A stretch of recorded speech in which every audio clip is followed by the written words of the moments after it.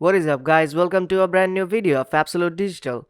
In this video I will show you how you can mute a person's post on Instagram. So let's start this video by launching the Instagram app. If you want to mute a person's post, first you have to follow them and then see one of their posts on your newsfeed. Now look for that post. I'll show you the example with this post.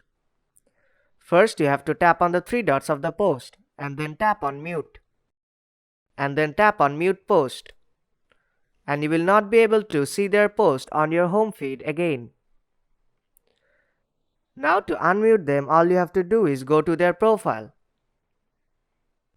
If you tap on three dots, you will not see any option to unmute them. However, this person will be restricted and it will be shown on their profile. Now all you have to do is tap on unrestrict and you will be able to see their post again on your home feed.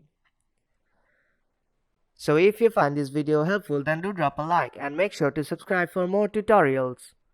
I'll see you in the next one.